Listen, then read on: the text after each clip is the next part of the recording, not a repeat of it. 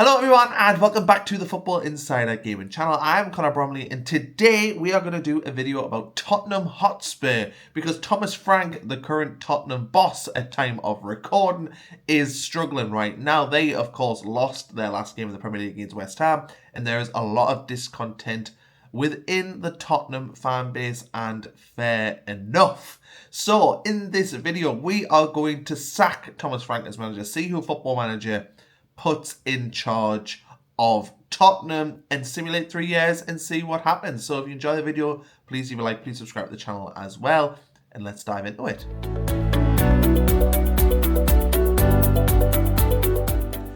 Season 1 of no Thomas Frank at Tottenham Hotspur, like he was never appointed, and Tottenham finished 5th in the Premier League, 3 points away from Chelsea in 4th. So Europa League, clearly because of the coefficient not being good enough. Season 2 and Tottenham finish in 7th. They get the, I think, Europa Conference League. Similar season in terms of the points total as well. Only 22 goals conceded, so very defensively strong. And yeah, you know, comfortably ahead of 8th place, but not enough to break into the top 4 or 5. And in the final season, Spurs finished in 10th.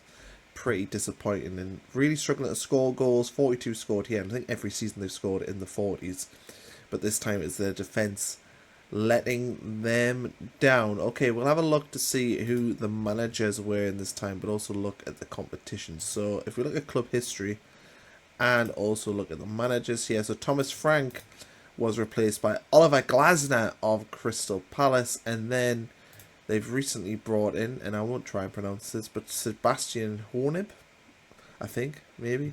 And we can see here that they won the Europa League as well, which is pretty exciting. But there we go. That is the manager history. Oliver Glasner feels like somebody who Spurs could realistically go for. Let's check out the results and see how Spurs got on. So season 1, and we'll go at the start. They won the UEFA Super Cup in a pretty fiery game. 2 red cards in this one, but they win it 2-1. So there's a trophy there for the new boss, Oliver Glasner. A win on the opening day as well against Burnley. 2-2 draw against Man City, but a really bad September where they lost all 4 Premier League games. A little bit of a better October though, out of the Carabao Cup against Bournemouth on penalties. And yeah, a win here in the Champions League against Olympiacos. But again, you know, a run of 5 straight defeats here. Difficult games, of course, but still very disappointing.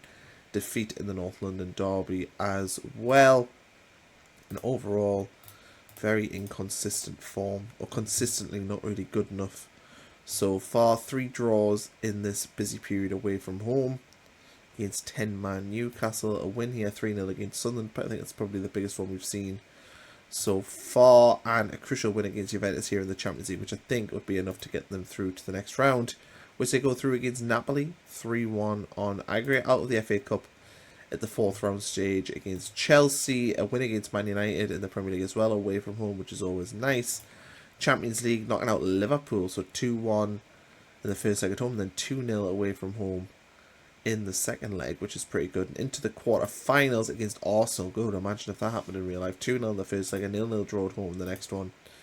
Out at the quarter-final stage, which isn't too bad, but obviously losing against Arsenal is far from ideal. And a 3-1 away win at Chelsea, another highlight towards the end of the season. So overall, some patchy form in season 1, but it looks like, you know, a good season overall. Season 2 though, let's have a look to see what happened. And we have a testimonial here. I'm not sure who that is for, but a testimonial nonetheless. Maybe for a Swansea player, to be fair. Oh no, it must be for a Tottenham player if it's at the Tottenham Hotspur Stadium. But we'll go through. First win of the season comes against Leeds. Opening day 0-0 draw against Middlesbrough isn't ideal. Out of the Carabao Cup against QPR of all teams. Champions League through against Monaco. 1-0 win here, but a 2-0 defeat against Real Madrid. No real shame in that. A 2-0 home win against Man City, which is nice. 3-0 win here in the Champions League. 1-1 draw against Benfica at home. 4-0 home win against Newcastle. Very positive result. A 1-1 draw at home against Arsenal, with Bukayo Saka scoring a late equaliser. 2-1 home win against Chelsea, which is nice. A fantastic January. Just look at all these greens here. What a run of results. A 1-0 win here against Everton. 2-0 against Brentford through the FA Cup. Not conceding many goals either. Just a ton of clean sheets. All these games are clean sheets. What a fantastic run of results there for this Tottenham team. And it goes on. I mean, how many wins is this in a row? 1, 2, 3, 4, 5, 6, 7, 8, 9, 10, 11, 12, 13 wins in a row, including a win against Arsenal and a home win against Liverpool. Through the Champions League round of 16 against Chelsea. 0-0 draw here. Out of the FA Cup against Chelsea as well, so 3 straight games against them. And out of the Champions League at the quarter-final stage against Juventus. No real shame in that. Another draw. Played a lot of games against Chelsea. And a really bad end of the season, to be fair. No wins in the Premier League after the 3rd of April. But that run in the middle of the season, that's the best we have seen for this team. Right, the final campaign, we see, let's go at the start. Opening day win against Ipswich, a very good start of the season here. Lots of wins. A win against Chelsea here, 2-0. Europa League this season, which I think we do win come the end of the season. I think we saw that before. And yeah, overall pretty patchy form in the league, very inconsistent. Nice 4-1 win here against Freiburg. 1-1 draw with Liverpool. Really bad December here, with just, well, with no wins in that period. January a little bit better though. At Europa League, 2-0 win against Standard. And then through 3-1 on aggregate, a 4-0 defeat against Arsenal at home. Very disappointing.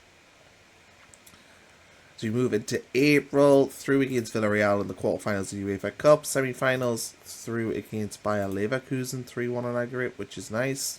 Also got a 2-1 win against Man City here. Europa League, in the final, Manchester United, as it was last season, and a win on penalties. Destiny Udogie getting the winning goal. So Spurs do get their second bit of trophy, well, silverware, sorry, in this simulation. Let's have a look at the transfer history, see what was spent. And in season 1, we see the Xavi Simons deal here, Matthias Tell, Tosin Adarabioyo also coming in here.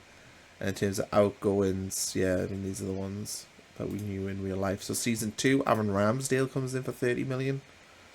Sam Buchanan comes in from Napoli. Ferland Mendy comes in from Real Madrid. Eddie Nketiah, randomly, former Arsenal player, comes in as well. In terms of outgoings, Dragerson and George Abbott being the main ones. Ben Davies, Jed Spence, Alfie Devine, a few other sort of first team squad players out on loan. And then in this final season, 198 million spent. Nico Paz comes in for 108 million. Yusuf Fofana comes in for 38. Evan Ndika comes in for 35.5. Yeah, lots happening. Simon Adingra on loan from Sunderland. That's a random one. In terms of outgoings, Elio Velez, Mohamed Kudus leaves, Manos Solomon leaves, Kinski leaves, Danzo leaves, Brandon Austin. So a lot of sort of players that have been at Tottenham for a while. Eddie Nketiah. We also see Jed Spence go to Barcelona. That's a random one. So let's have a look at the Spurs team though. Check out who the best players are right now. And in terms of value, well, Nico Paz, who they spent an absolute fortune on, the 23-year-old. 6 goals, 4 assists in his first season here. And yeah, obviously a very, very high level player. Lucas Bergval, the game has him translating into a very, very strong player, regular player. These past 2 seasons, 6 goals, 6 assists in this past season. Xavi Simons, who of course arrived this past summer. He has had a pretty solid run. Season 1, 15 goals.